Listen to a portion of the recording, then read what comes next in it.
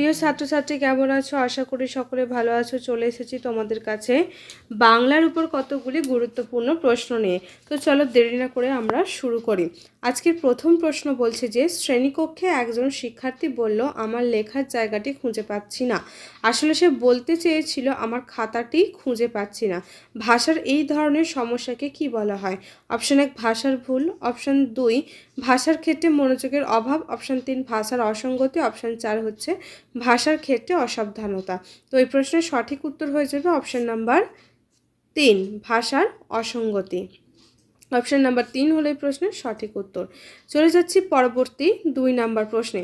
বলছে একজন শিক্ষার্থী কোনো প্রশ্নের উত্তর জানা সত্ত্বেও সে ঠিকমতো বলতে পারছে না, এটার মধ্য দিয়ে তার কোন সমস্যা দেখা যাচ্ছে? অপশন 1 প্রকাশমূলক অসঙ্গতি, অপশন 2 গ্রহণমূলক অসঙ্গতি, অপশন 3 একই সঙ্গে প্রকাশমূলক অসঙ্গতি এবং গ্রহণমূলক অসঙ্গতি, অপশন 4 ভাষার ভুল।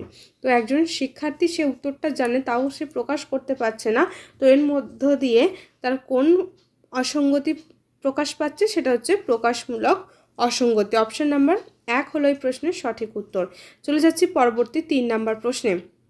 বলছে শিক্ষার্থীর গল্প বলতে বা লেখার ক্ষেত্রে, এটা ক্ষেত্রে হবে, লেখার ক্ষেত্রে অসুবিধা হলো অপশন 1 প্রকাশমূলক অসঙ্গতি, অপশন 2 গ্রহণমূলক অসঙ্গতি, অপশন 3 প্রকাশমূলক এবং গ্রহণমূলক অসঙ্গতি এবং অপশন 4 এক ধরনের অলসতা। তো শিক্ষার্থীর গল্প বা লেখার ক্ষেত্রে তার যে অসুবিধা হয় সেটা কিন্তু হয়ে যাবে অপশন নাম্বার 1। গল্প বলা, যখন বলছে বলাটা কি, সেটা হচ্ছে কিন্তু প্রকাশ। আমরা বলি আর লিখি, লেখা আর বলার মধ্য দিয়ে আমরা কি করি? আমাদের মনের ভাবকে প্রকাশ করি। তাই যখন গল্প বলা বা লেখা হবে সেটা কিন্তু প্রকাশমূলক হবে। অপশন নাম্বার 1 হলো এই প্রশ্নের সঠিক উত্তর। চলে যাচ্ছি পরবর্তী 4 নাম্বার প্রশ্নে। বলছি এদের মধ্যে যেটি গ্রহণমূলক অসঙ্গতি সেটি হলো অপশন 1 বলছে জটিল বাক্য বুঝতে না পারা, অপশন 2 জটিল বাক্য লিখতে না পারা, অপশন 3 জটিল বাক্যের পার্থক্য বুঝতে না পারা, অপশন 4 এগুলির কোনোটিই নয়। বলছি এগুলির মধ্যে কোনটি গ্রহণমূলক অসঙ্গতি? সেটা হবে অপশন নাম্বার 1 জটিল বাক্য বুঝতে না পারা। অপশন নাম্বার 1 হলো এই প্রশ্নের সঠিক উত্তর। চলে যাচ্ছি পরবর্তী 5 নাম্বার প্রশ্নে। বলছে ভাষার অসঙ্গতি আছে এমন শিক্ষার্থীকে কোনো প্রশ্নের উত্তর দেওয়ার জন্য শিক্ষক কি করবেন? অপশন 1 নির্দিষ্ট সময় দেবেন, অপশন 2 বেশি সময় দেবেন, অপশন 3 অল্প সময়ের মধ্যে উত্তর দেওয়ার কথা বলবেন, অপশন 4 অল্প সময়ের মধ্যে উত্তর দিতে না পারলে শিক্ষক উত্তর বলে দেবেন। তো ভাষার অসঙ্গতি আছে এমন শিক্ষার্থীকে কোনো প্রশ্নের উত্তর দেওয়ার জন্য শিক্ষক কী করবেন? তাকে বেশি সময় দেবেন। অপশন নাম্বার 2 হলো এই প্রশ্নের সঠিক উত্তর। চলে যাচ্ছি পরবর্তী প্রশ্নে। বলছে ভাষায় যত রকমের ভুল আছে তা হলো, ভাষায় কত রকমের ভুল আছে? অপশন 1 বলছে 3 প্রকার, অপশন 2 4 প্রকার, অপশন 3 5 প্রকার, অপশন 4 হচ্ছে 2 প্রকার। তো এই প্রশ্নের সঠিক উত্তর হবে অপশন নাম্বার 2 4 প্রকার। ভাষার ভুল আছে কিন্তু 4 প্রকারের। চলে যাচ্ছি পরবর্তী 7 নাম্বার প্রশ্নে। বলছে কোনো শিক্ষার্থী প্রতিযোগিতা, এখানে বানানটা দেখবে, এই প্রতিযোগিতার বদলে যদি প্রতিযোগিতা, দেখো দুটো বানানের ডিফারেন্স আছে। তো লিখলো এটি হলো কি সংক্রান্ত, একটাতে গয় হর্ষই আছে, একটা গয় দীর্ঘই আছে। কি বলেছে অপশানগুলো? অপশন 1 বলছে শব্দ সংক্রান্ত ভুল, অপশন 2 উচ্চারণগত ভুল, অপশন 3 ব্যাকরণ সংক্রান্ত ভুল, অপশন 4 বাক্যগত ভুল। তো এই প্রশ্নের সঠিক উত্তর হয়ে যাবে অপশন নাম্বার 3 ব্যাকরণগত সংক্রান্ত ভুল। অপশন নাম্বার 3 হলো এই প্রশ্নের সঠিক উত্তর। চলে যাচ্ছি পরবর্তী 7 নাম্বার প্রশ্নে। বলছে বৈচিত্র্যপূর্ণ শ্রেণীকক্ষে একজন শিক্ষক কি করবেন?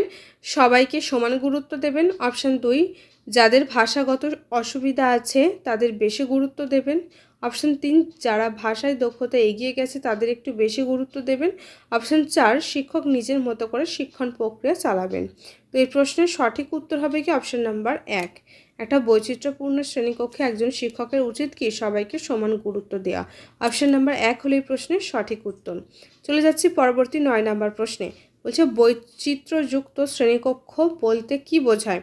অপশন 1 বলছে বৈচিত্র্যযুক্ত শিক্ষা, অপশন 2 বৈচিত্র্যযুক্ত শিক্ষার্থী, অপশন 3 বৈচিত্র্যযুক্ত শিক্ষক, অপশন 4 বৈচিত্র্যযুক্ত পাঠ্যক্রম। তো বৈচিত্র্যযুক্ত শ্রেণীকক্ষ বলতে বোঝায় কিন্তু যেখানে কি বৈচিত্র্যযুক্ত ভিন্ন ভাষাভাষী বা বিভিন্ন ধরনের শিক্ষার্থীরা সেখানে অংশগ্রহণ করবে। অপশন নাম্বার 2 হলো এই প্রশ্নের সঠিক উত্তর। চলে যাচ্ছি পরবর্তী 10 নাম্বার প্রশ্নে। বলছে সঠিক বাক্যটি কোনটি? অপশন 1 দারিদ্র্যবশত সে এই কাজটি করেছেন। অপশন 2 দারিদ্র্যবশত সে এই কাজটি করেছে। অপশন 3 দারিদ্রতাবশত সে এই কাজটি করেছে। অপশন 4 দারিদ্রতার কারণে সেই কাজটি করেছে। তো এই প্রশ্নের সঠিক উত্তর হয়ে যাবে অপশন নাম্বার 2 দারিদ্র্যবশত সে এই কাজটি করেছে। অপশন এটা এখানে জফলাটা হবে না। অপশন নাম্বার 2 হলে প্রশ্নের সঠিক উত্তর। চলে যাচ্ছি পরবর্তী 11 নম্বর প্রশ্নে। বলছে আপনারা বসিয়া খাবেন, এখানে এই বসিয়া খাবেন এটি কোন ধরনের ভুল? অপশন 1 শব্দ সংক্রান্ত ভুল। অপশন 2 বাক্য সংক্রান্ত ভুল। অপশন 3 ভাষারীতি সংক্রান্ত ভুল। অপশন 4 ব্যাকরণগত ভুল। তো এই প্রশ্নের সঠিক উত্তর হয়ে যাবে অপশন নাম্বার 3 ভাষারীতি সংক্রান্ত ভুল। চলে যাচ্ছি পরবর্তী 12 নম্বর প্রশ্নে। বলছে যেটি বৈচিত্র্যযুক্ত শ্রেণীকক্ষের বৈশিষ্ট্য নয় সেটি হলো। অপশন 1 বলছে ভিন্ন ভাষা ভিন্ন সম্প্রদায়ভুক্ত শিক্ষার্থী। অপশন 2 বালক শিক্ষার্থী ও বালিকা শিক্ষার্থী। অপশন 3 ভিন্ন ভিন্ন বিষয়ে পারদর্শী শিক্ষার্থী। অপশন 4 গরিব শিক্ষার্থী ও গরিব শিক্ষার্থী ধনী শিক্ষার্থী। তো এই প্রশ্নের সঠিক উত্তর হয়ে যাবে অপশন নাম্বার 3 ভিন্ন ভিন্ন বিষয়ে পারদর্শী শিক্ষার্থী। চলে যাচ্ছি পরবর্তী প্রশ্নে। বলছে ডিসলেক্সিয়া এক ধরনের কি? অপশন 1 শারীরিক মানসিক রোগ। অপশন 2 শারীরিক রোগ। অপশন 3 শিখন অক্ষমতা। অপশন 4 মানসিক অক্ষমতা। তো ডিসলেক্সিয়া হলো অপশন নাম্বার 3 শিখন অক্ষমতা। 14 নম্বর প্রশ্ন বলছে দীর্ঘ বাক্য ব্যবহার করতে না পারা কি কি বলেছে? অপশন 1 প্রকাশমূলক অসঙ্গতি। অপশন 2 গ্রহণমূলক অসঙ্গতি। অপশন 3 একই সঙ্গে গ্রহণমূলক ও প্রকাশমূলক অসঙ্গতি। অপশন 4 ভাষার অলসতা। তো দীর্ঘ বাক্য ব্যবহার করতে না পারা এটা হলো কি? প্রকাশমূলক অসঙ্গতি। অপশন নাম্বার 1 হলো এই প্রশ্নের সঠিক উত্তর। চলে যাচ্ছি পরবর্তী 15 নম্বর প্রশ্নে। বলছে যেসব শিক্ষার্থীদের প্রকাশগুলো যেসব শিক্ষার্থীর প্রকাশমূলক অসঙ্গতি আছে তারা কি করে? অপশন 1 বেশি কথা বলে না এবং অন্যের কথায় ভালো বুঝতে পারে না। অপশন 2 বেশি কথা বলে না কিন্তু তারা যা বলা হয় তা তারা বুঝতে পারে। অপশন 3 বোধ শক্তি দিয়ে কোনো গল্প বুঝতে পারে তাই গল্প বলতেও পারে। অপশন 4 কথা বলার সময় ভুল শব্দ ব্যবহার করে না। এই প্রশ্নের সঠিক উত্তর হয়ে যাবে অপশন নাম্বার 2 বেশি কথা বলে না কিন্তু তারা যা বলা হয় তাদেরকে যা বলা হয় তারা সেটা বুঝতে পারে। এটা যেসব শিক্ষার্থীর প্রকাশমূলক অসঙ্গতি রয়েছে। অপশন নাম্বার 2 হবে এই প্রশ্নের সঠিক উত্তর। চলে যাচ্ছি পরবর্তী 16 নম্বর প্রশ্নে। বলছে ভাষার অসঙ্গতি আছে এমন শিক্ষার ক্ষেত্রে শিক্ষক কি করবেন? অপশন 1 সবসময় সহজ ও স্পষ্ট নির্দেশ দেবেন। অপশন 2 মাঝে মাঝে একটু অস্পষ্ট নির্দেশ দেবেন। অপশন 3 সবসময় অস্পষ্ট নির্দেশ দেবেন। অপশন 4 কেবল লিখিত নির্দেশ দেবেন। তো এই প্রশ্নের সঠিক উত্তর হয়ে যাবে অপশন নাম্বার 1 সবসময় সহজ ও স্পষ্ট নির্দেশ দেবেন। চলে যাচ্ছি পরবর্তী 17 নম্বর প্রশ্নে। বলছে শরৎচন্দ্র এটি একটি। অপশন 1 পদান্তর গঠিত ভুল। অপশন 2 সন্ধি গঠিত ভুল। অপশন 3 সমাজ গঠিত ভুল। অপশন 4 ভাষারীতি গঠিত ভুল। তো এই প্রশ্নের সঠিক উত্তর হবে অপশন নাম্বার 2 সন্ধি গঠিত ভুল। চলে যাচ্ছি পরবর্তী 18 নম্বর প্রশ্নে। যে সঠিক বাক্যটি হলো। অপশন 1 সব ছেলেমেয়েরা মাঠে খেলা করছে। অপশন 2 সব ছেলেরা মাঠে খেলা করছে। অপশন 3 কয়েকটি ছেলেরা মাঠে খেলা করছে। অপশন 4 প্রত্যেক ছেলেরা মাঠে খেলা করছে। তো এই প্রশ্নের সঠিক উত্তর হয়ে যাবে অপশন নাম্বার 2 সব ছেলেরা মাঠে খেলা করছে। অপশন নাম্বার 2 হলে প্রশ্নের সঠিক উত্তর। চলে যাচ্ছি পরবর্তী প্রশ্নে। বলছে যে যেটিকে অন্য তিনটির থেকে আলাদা করা যায় সেটি হলো। অপশান 1 বলছে শ্রবণ। অপশান 2 কথন। অপশান 3 পঠন। অপশান 4 লিখন। তো এই প্রশ্নের সঠিক উত্তর হয়ে যাবে অপশান নাম্বার 2 কথন। এটাকে এই পাখি তিনটের থেকে আলাদা করা যায়। চলে যাচ্ছি পরবর্তী 20 নম্বর প্রশ্নে। বলছে শ্রবণ প্রক্রিয়ার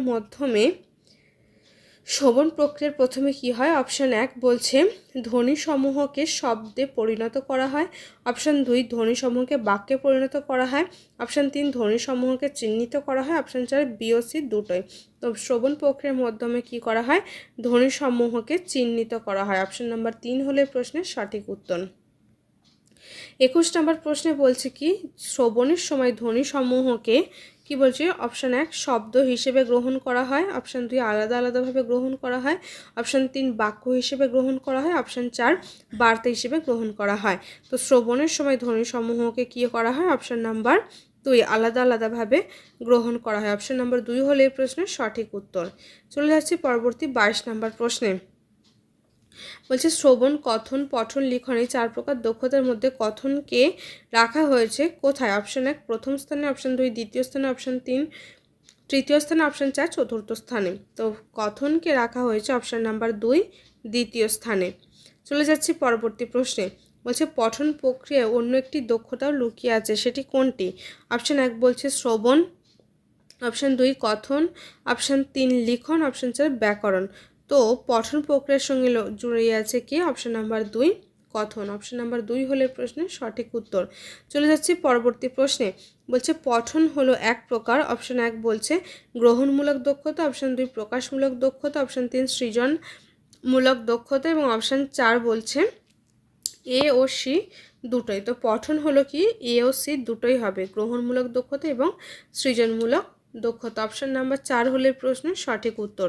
চলে যাচ্ছি পরবর্তী 25 নম্বর প্রশ্নে। বলছে পঠন এক ধরনের সৃজনমূলক দক্ষতা, কারণ এই প্রক্রিয়ায় কি হয়? অপশন 1 বলছে তথ্য গ্রহণ করা হয়, অপশন 2 তথ্য গ্রহণ করা ও প্রেরণ করা হয়, অপশন 3 পঠনের মধ্যে কথনের দক্ষতা লুকিয়ে আছে, অপশন 4 শরীরের শক্তি ক্ষয় হয়। তো এই প্রশ্নের সঠিক উত্তর হয়ে যাবে অপশন নাম্বার 2 তথ্য গ্রহণ করা হয় ও প্রেরণ করা হয়। 26 নম্বর প্রশ্নই বলছে যে শ্রবণের ক্ষেত্রে যেটি সত্য নয় সেটি হলো, শ্রবণের ক্ষেত্রে যেটি সত্য নয় সেটি কি? অপশন 1 বলছে শ্রবণ দক্ষতা অন্য মানুষের কথা শুনতে সাহায্য করে, অপশন 2 শ্রবণ দক্ষতা মানুষকে সব পরিষ্কারভাবে বলতে সাহায্য করে, অপশন 3 শ্রবণের দক্ষতা মানুষকে সঠিকভাবে উচ্চারণ করতে শেখায়, অপশন 4 শ্রবণের দক্ষতা মানুষের স্মৃতিশক্তিকে বাড়িয়ে তোলে। তো এই প্রশ্নের সঠিক উত্তর হয়ে যাবে অপশন নাম্বার 4 শ্রবণের দক্ষতা মানুষের স্মৃতিশক্তিকে বাড়িয়ে তোলে। যে যত ভালো করে শুনবে সে তত ভালো করে সেটাকে মনে রাখতে পারবে। অপশন নাম্বার 4 হলে প্রশ্নের সঠিক উত্তর। চলে যাচ্ছি পরবর্তী 27 নম্বর প্রশ্নে। বলছে যে দুটি ক্ষেত্রে একজনের চিন্তা তার মাথা থেকে বাইরে আসে সেটি হলো, অপশন নাম্বার 1 বলছে শ্রবণ ও পঠন, অপশন 2 কথন ও লিখন, অপশন 3 কথন ও শ্রবণ, অপশন 4 লিখন ও পঠন। তো এই প্রশ্নের সঠিক উত্তর হয়ে যাবে অপশন নাম্বার 2 কথন ও লিখন। চলে যাচ্ছি পরবর্তী 28 নম্বর প্রশ্নে। বলছে লিখনের একটি ভালো গুণ হলো, অপশন 1 বড় বড় শব্দ বাক্য ব্যবহার করা, অপশন 2 ছোট ছোট শব্দ ব্যবহার করা, অপশন 3 যেখানে ছোট শব্দ ব্যবহার করলে কাজ হবে সেখানে বড় শব্দ ব্যবহার না করা, অপশন 4 লেখার পরে কোনো শব্দ বাদ না দেওয়া। তো এই প্রশ্নের সঠিক উত্তর হয়ে যাবে অপশন নাম্বার 3 যেখানে ছোট শব্দ ব্যবহার করলে কাজ হবে সেখানে বড় শব্দ ব্যবহার না করা। অপশন নাম্বার 3 হলো এই প্রশ্নের সঠিক উত্তর। চলে যাচ্ছি পরবর্তী 29 নম্বর প্রশ্নে। লিখন দক্ষতা হলো এক প্রকার। অপশন 1 স্বাভাবিক দক্ষতা, অপশন 2 উৎপাদনমূলক দক্ষতা, অপশন 3 বর্জনমূলক দক্ষতা, অপশন 3 গ্রহণমূলক দক্ষতা এবং অপশন 4 বলছে বর্জনমূলক দক্ষতা। তো এই প্রশ্নের সঠিক উত্তর হয়ে যাবে অপশন নাম্বার 2 লিখন হলো এক প্রকার উৎপাদনমূলক দক্ষতা। অপশন নাম্বার 2 হলে প্রশ্নের সঠিক উত্তর। চলে যাচ্ছি পরবর্তী লাস্ট 30 নম্বর প্রশ্নে।